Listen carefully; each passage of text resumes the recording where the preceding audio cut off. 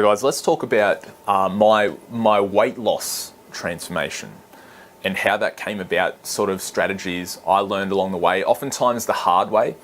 I'm happy to be sharing these with you because you don't have to go through a lot of the mistakes and the butting your head against the wall that I went through, hopefully. Sometimes you may have to, but hopefully you don't have to go through it to as such a greater extent that I did.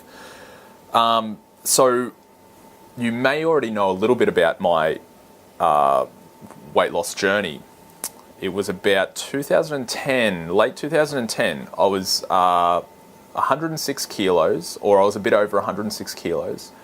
As an example, I'm currently sitting around 80 to 82 kilos, very consistently.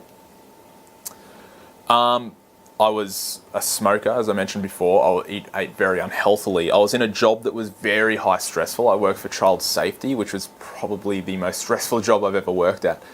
Props to those guys who work in child safety. I was living a very unhealthy lifestyle. Takeaway most days. Very little exercise. I went to the gym, I went in spurts. Sometimes I'd go 3 to 4 times a week, and other times I'd go months at a time without any gym. Occasionally played a little bit of basketball, but couldn't last much longer than 5 minutes on the court, So I was an epitome of unhealthy. I didn't know many people less healthy than myself. Very overweight. Just doing all the things you shouldn't. I was getting regular migraines. Probably 3 to 4 times a week I would have to take at least 4 Nurofen. Usually more, because I would get migraines almost every day of the week. I would take Nurofen with me. I would be popping it like candy. I'd be having up to 12 plus Nurofen in a day sometimes. So what happened was I went to the doctor and I found out, this is the age of about 23, found out I had high blood pressure. High blood pressure to the point that it wasn't just a temporary thing. It was a health risk, in which case the doctor said she wouldn't let me leave without, pretty much she said, look, you're going to have to take this blood pressure medication. You're just going to have to take it for your own health, for your own well-being, and pretty much forced me onto it, which was, she said that you're the youngest person I've made take this drug to settle my blood pressure. And that was a bit of a wake-up call for me. The combination of high stress, plus smoking, plus unhealthy living, plus very little exercise, all plus genetic predisposition as well to high blood pressure. It runs in my family. Cardiovascular disease on both sides. That led me to take, for the the first time in my life, take my health seriously. I mean, I'd gone through periods of losing weight and gaining weight back before this time, but this is the first time where I really thought, fuck, if I don't get this sorted, I'm gonna have an early death.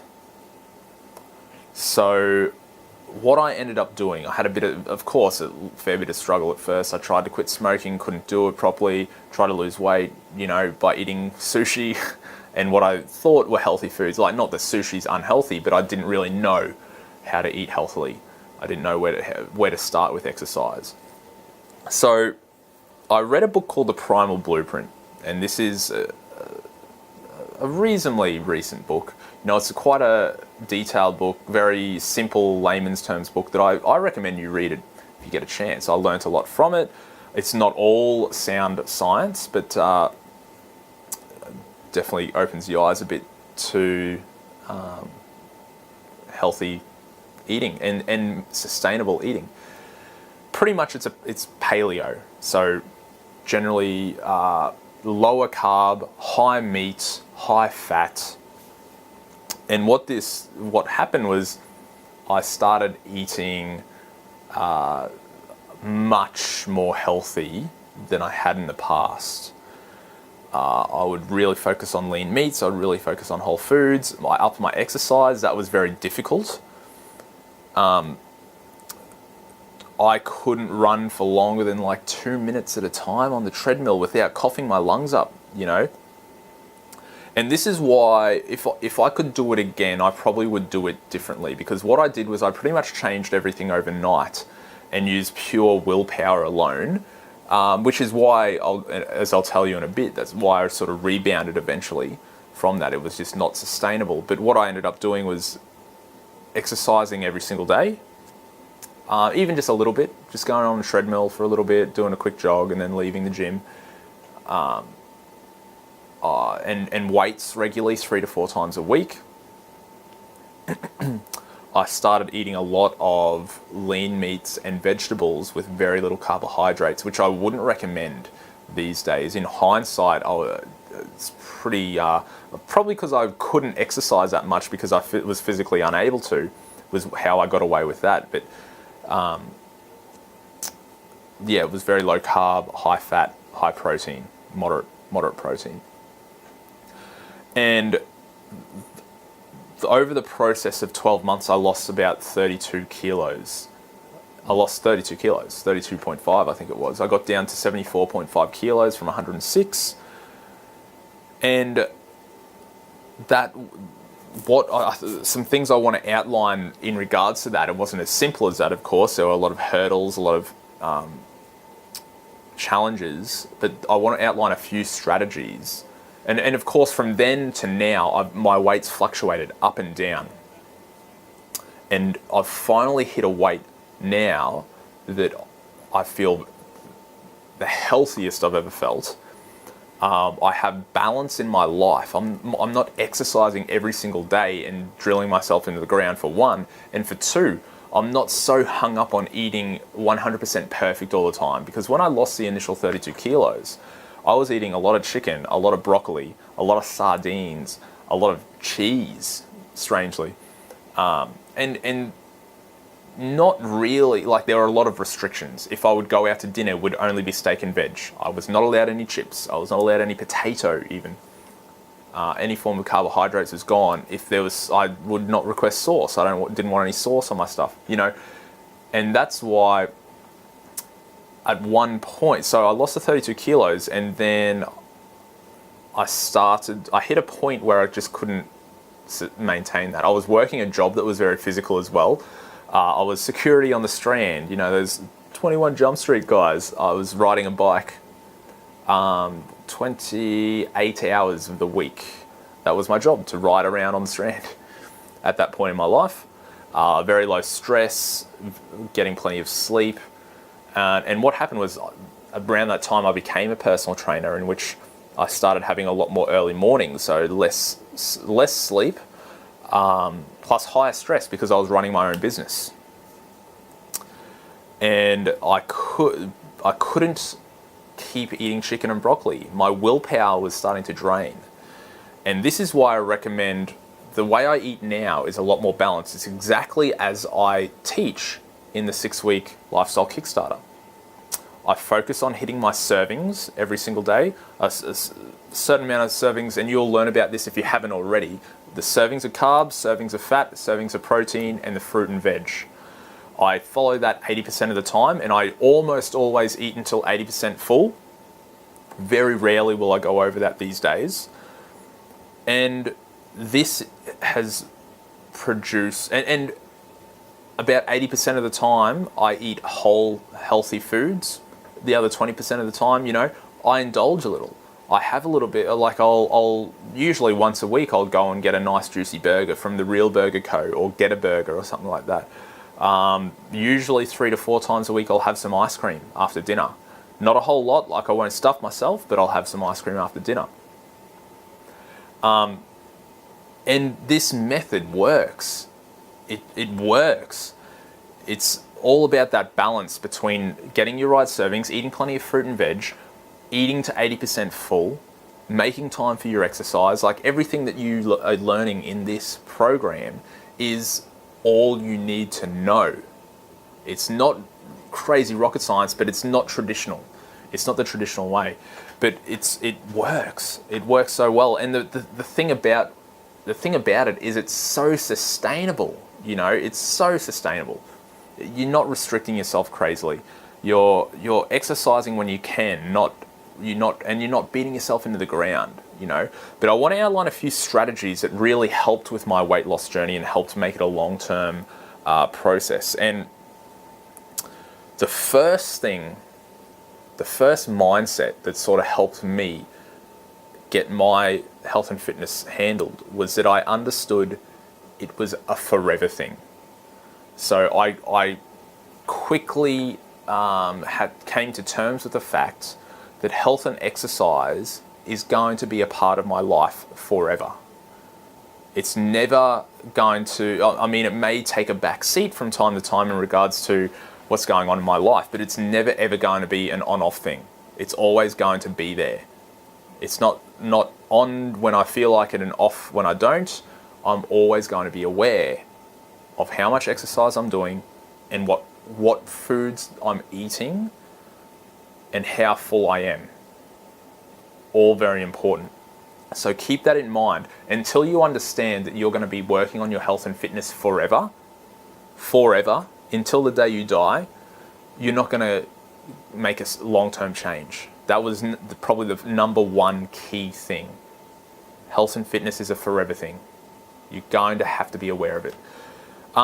Number two, this was huge.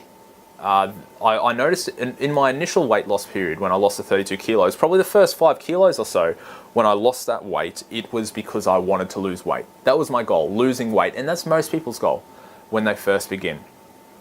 But what happened was I hit a bit of a plateau and I got a bit frustrated because I wasn't losing weight. And it put me in this mindset where I sort of said, fuck it. I'm just going to do the right things. And I stopped watching my weight. And I started focusing more on doing the right behaviors because the right behaviors made me feel good. They made me feel more energetic. They gave me better sleep at night. You know, eating healthy food and exercising helped me sleep at night.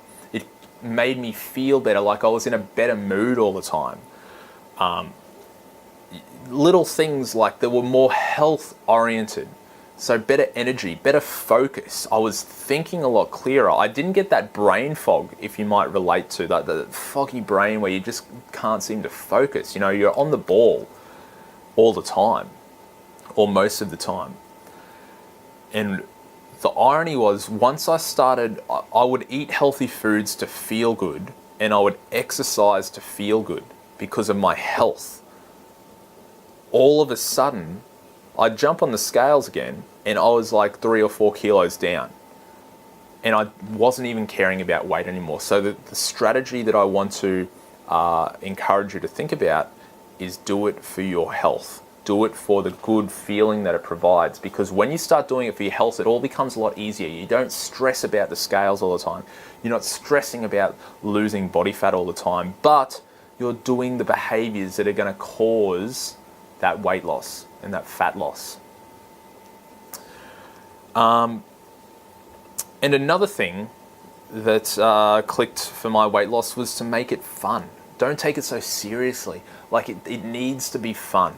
You need to find some form of enjoyment in the exercise that you do. I'm lucky enough in a sense that I do enjoy lifting weights.